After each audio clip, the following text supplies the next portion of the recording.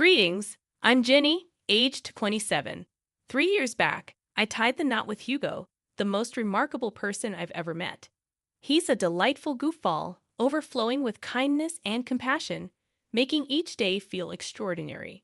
Regrettably, the same sentiment doesn't extend to his mother, Maria, also known as my mother-in-law.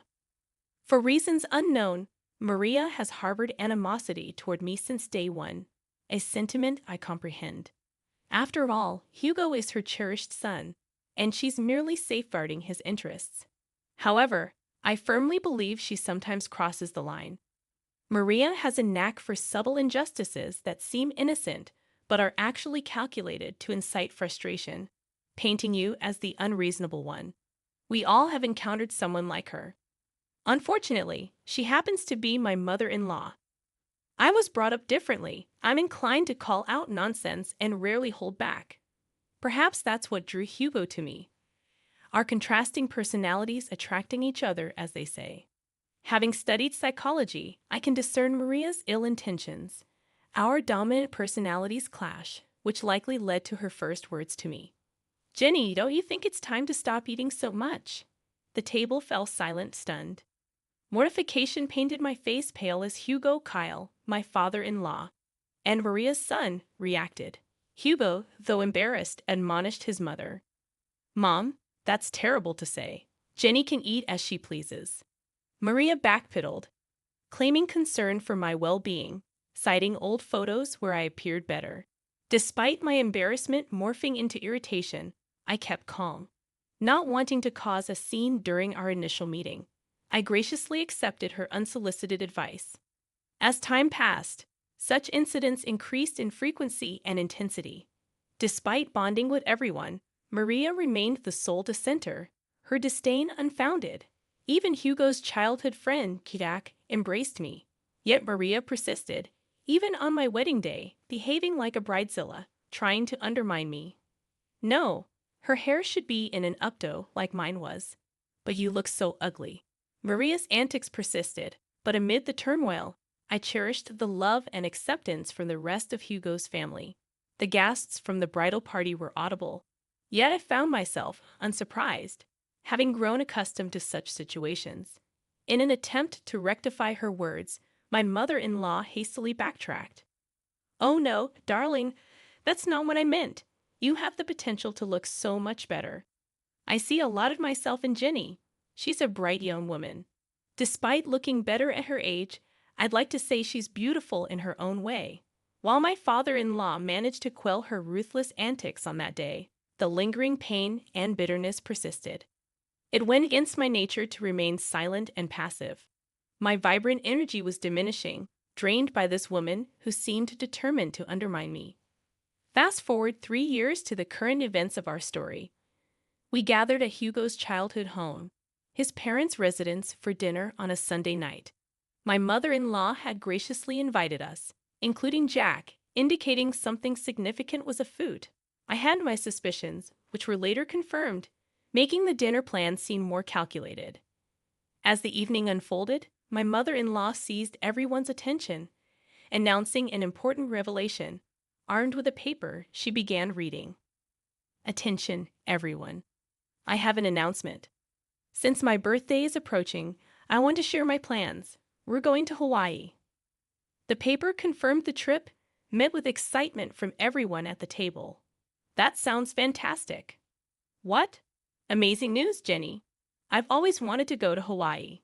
This is great news. I'm so excited. Thanks so much, Ma." "Actually, you're not coming." "Honey, what do you mean? This wasn't part of the plan." I made some last-minute changes and canceled her ticket before incurring extra charges.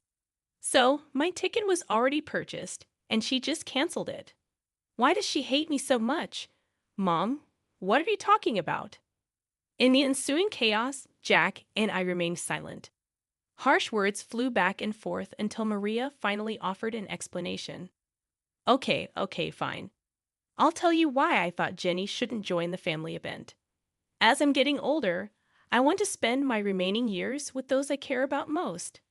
Unfortunately, Jenny doesn't belong on that list. "Mom, really? What's wrong with you?" "Nothing's wrong with me. I'm just saying Jenny can't be considered family since she's not related by blood.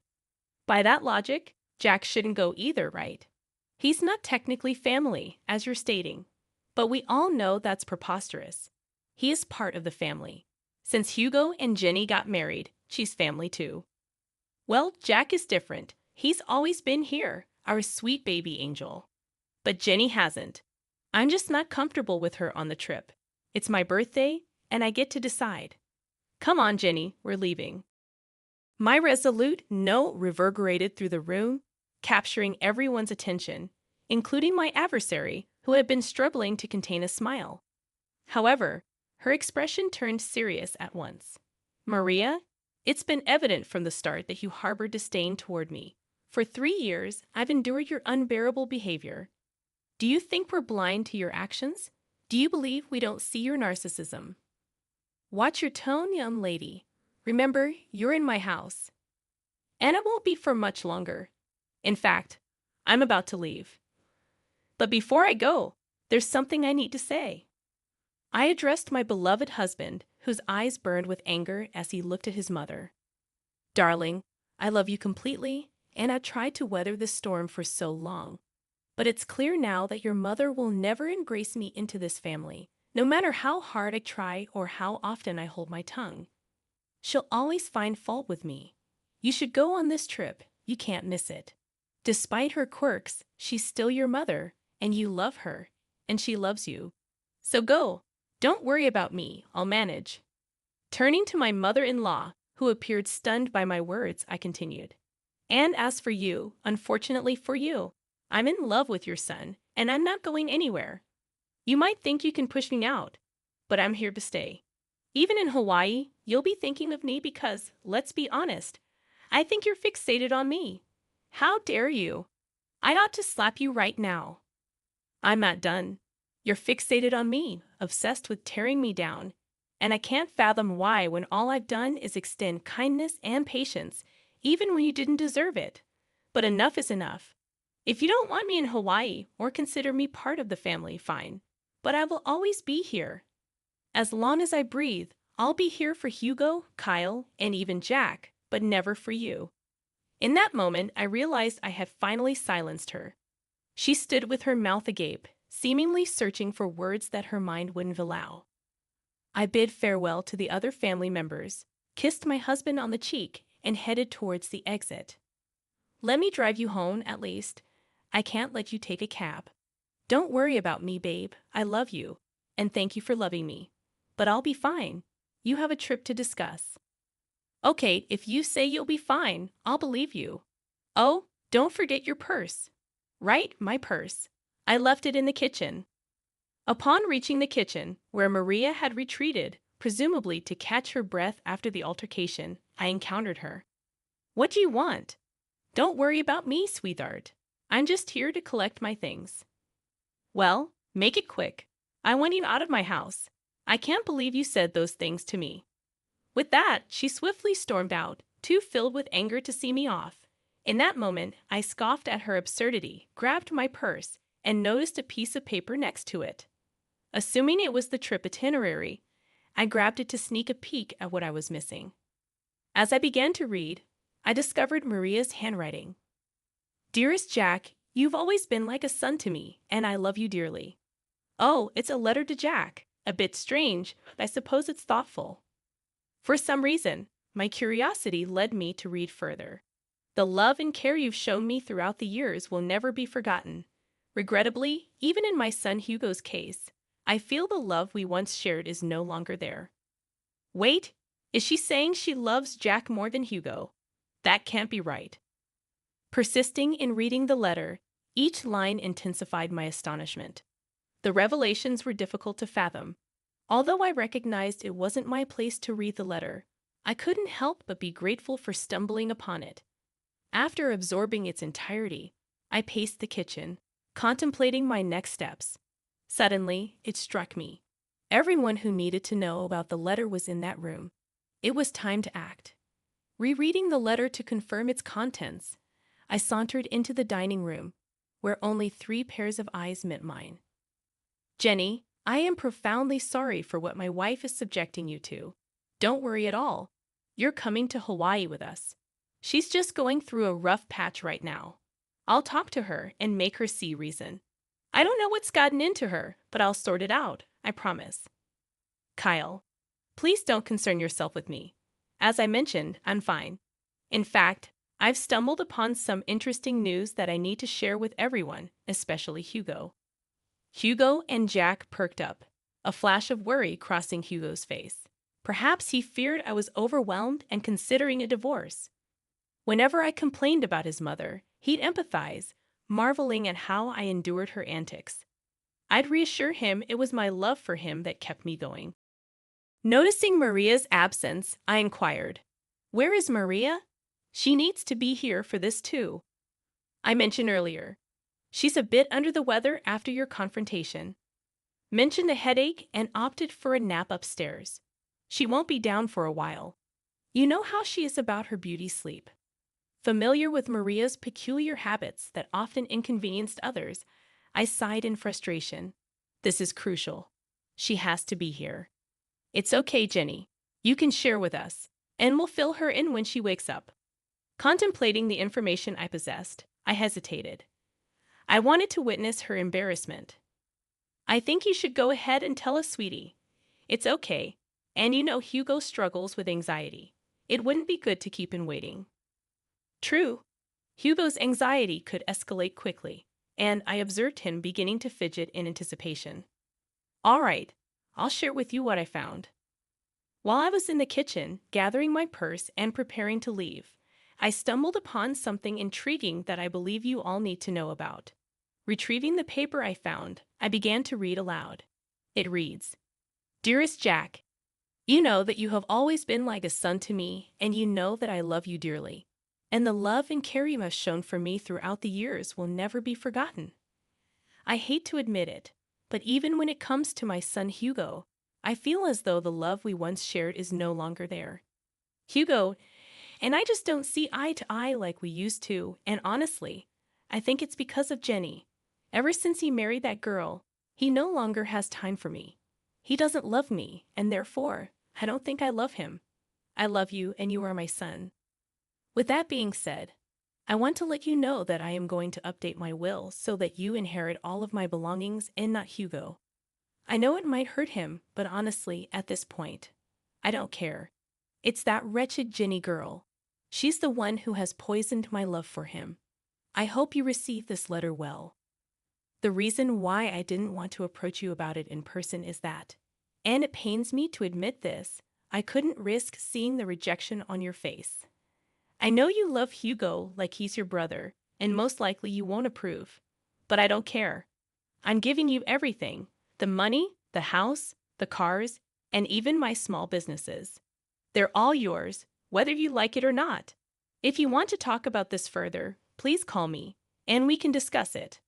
I look forward to hearing your response. I will love you forever and always, your second mom." After finishing the letter, I glanced up to witness a flurry of mixed emotions. Kyle appeared on the verge of tears. Jack seemed stunned, but Hugo looked like he was on the brink of losing his temper. I can't believe she said all those things. Is she serious? So, she'd exclude me from her, well, just to spite me and Jenny? She's officially lost her mind, guys. I don't even know what to say. This has gone too far. I'm fed up with her toxic behavior. What are we going to do? In that moment, I had an idea. A week passed, and it was time for the planned Hawaii trip. Maria woke up to find a letter from her husband on her bedside table. It read, "Good morning, beautiful. We decided to let you catch up on your beauty sleep.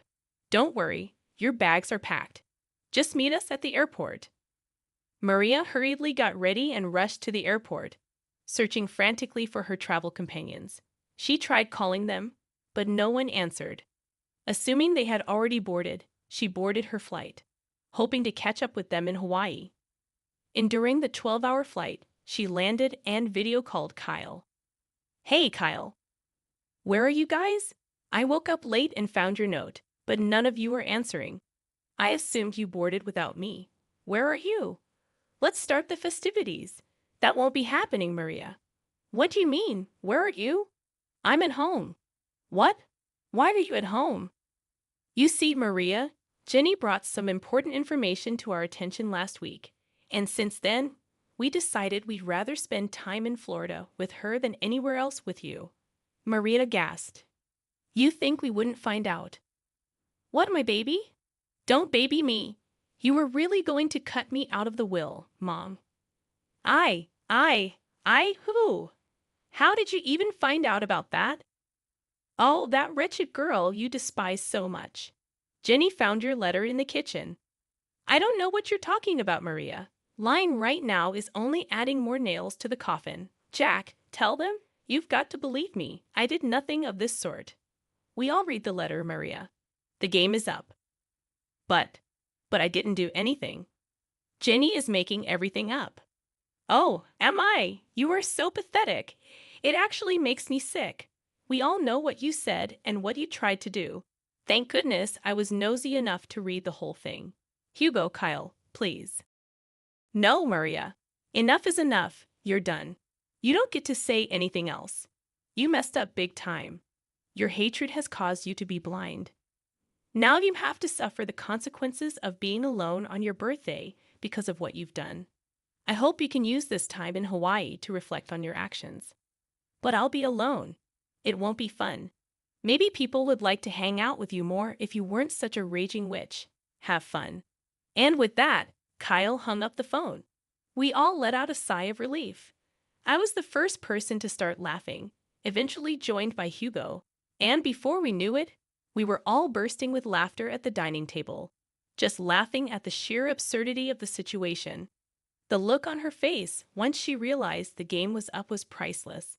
Her face turned pale, all the blood drained from her face, and it was evident that it was the first time in a long time that she felt embarrassed. Marianne had to spend her vacation alone, frequently calling Kyle to see if he would at least come and join her because canceling the reservations she made would be expensive. But every time he kept denying it, stating that when she comes back, they were going to have to implement some ground rules if she still wanted to be married to him. Maria began to be very apologetic and frantic, a complete 180 from her usual demeanor, which was genuinely surprising. Hugo also mentioned that if Maria still wanted to be in his life, she had to make a drastic change in her attitude. Otherwise, he was ready to walk out of her life forever. Their relationship remained rocky, and Hugo asserted that if Maria ever disrespected him again, even with the smallest snide remark, he would cut her off completely, just as she had planned for him. As for Jack, he decided it was best to stop being overly accommodating to Maria, as it was clearly enabling her toxic behavior. So not only did Maria end up spending a miserable time in a beautiful place, but she also risked losing the three most important people in her life. She now has very strained relationships with all of them, and she has to change for the better. Regarding me, I messaged her, stating that I need time to decide if I'm going to forgive her for all of her injustices. She was apologetic and begged me to talk some sense into the men in her life. I refused, stating that this is the bed she made for herself, and now she has to lie in it. To this day, Maria is still attempting to mend the very broken relationships that she caused. I just hope she learned her lesson.